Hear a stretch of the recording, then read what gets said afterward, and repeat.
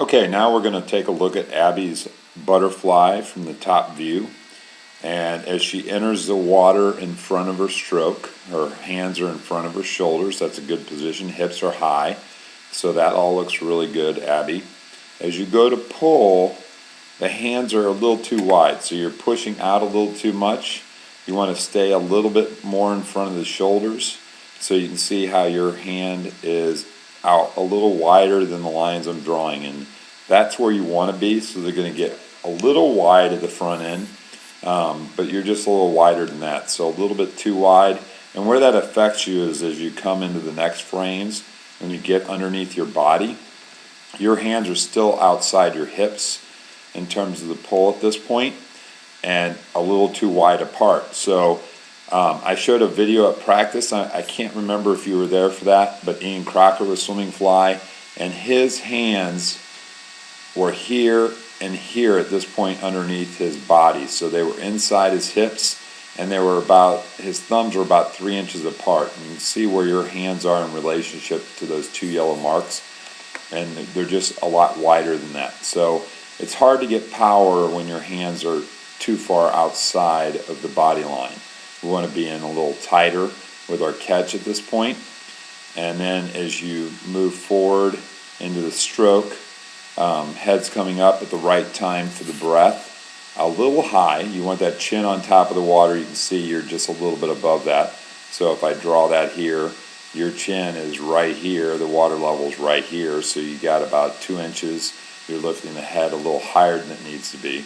I really want, and I talked to you about this at workout, I really want that chin right on top of the water. And then as you're finishing the hands are exiting the water a little bit wide away from your hips. So we want to be able to brush our thigh with our thumb as we're finishing that catch. If you come out a little wider where you're coming out, that would be kind of an early exit for the hands, and it doesn't give you enough time to really get the breath and to move forward in your stroke. So you're finishing a little too early, and then as your hands come around, and we're going to watch those,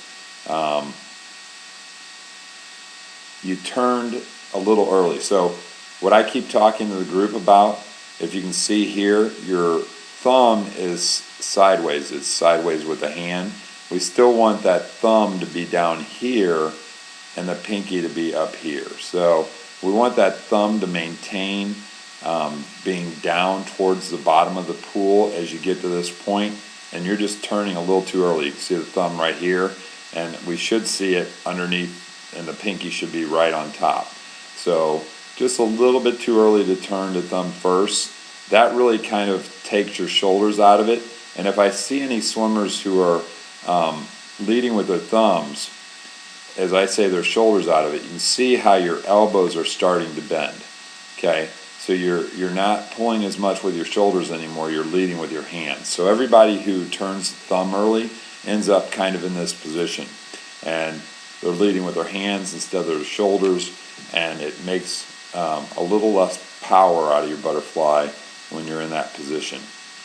So as we move forward into the next part, it also creates a lot of height with the hands. They need to be lower to the water.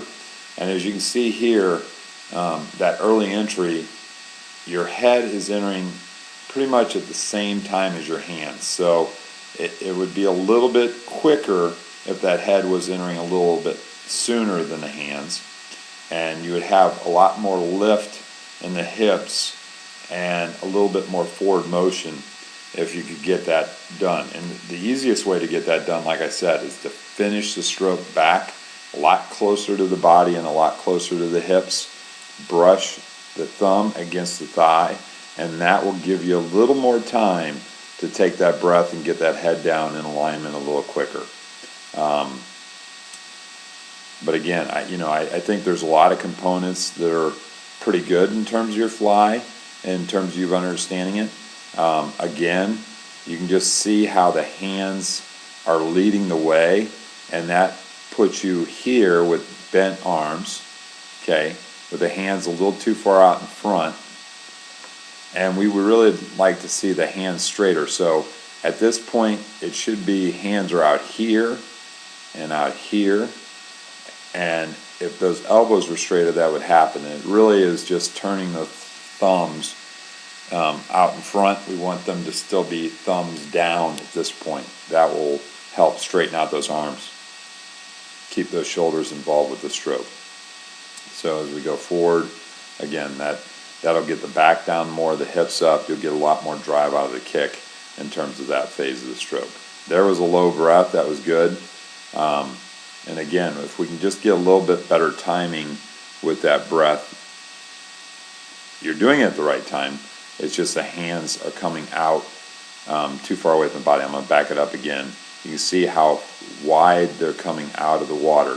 That's early and wide, and we want to be closer to the hips, and that's going to give you a little bit more time to take your breath. As we go into the wall for this turn, good. Head's down into the turn.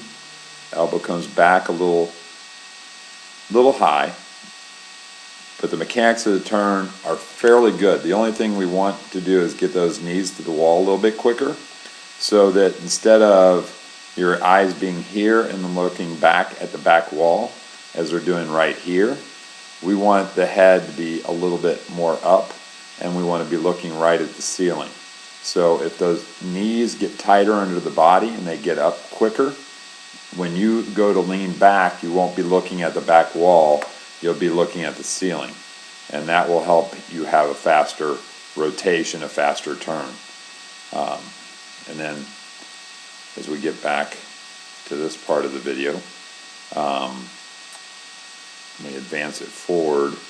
Again, keeping that hand, you can see here, we want to keep the hand in tighter to the head. So the elbow should be back here, the hand should be right behind the head, and you can see you're just a little bit more out in front. So it widens out, creates a little bit more surface area for it to create drag. We want to be a little bit tighter before we go to push off the wall right there. And then as we move forward in the push off, good push off into your kick out, we'll analyze that from underneath. So we can look at that when we're on the under part video. But again, you know, as you're looking at your fly here, you can just see your leading palms are down. I want to see the palms facing the back wall. They're facing the bottom already at this point. Thumbs are leading the way, and that just makes this elbow bend more pronounced. And when the elbows bend, you kind of are losing the shoulders. And when you go to catch water, you're not connected through your core. If your arms are straighter, the shoulders are more involved, and then it's more about your core starting your catch than it is just your arms. And it's hard to get in that position if the arms bend out in front like that.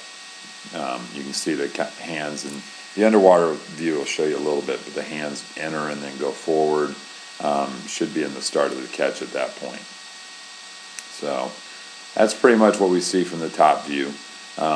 Things to work on: lower breath, it's getting better. Thumbs being down, they're down at this point, but down all the way through until just before you enter the water, and that'll create straighter elbows and a better attack position. And then the hands finishing closer to your leg and giving you a little more time to take the breath.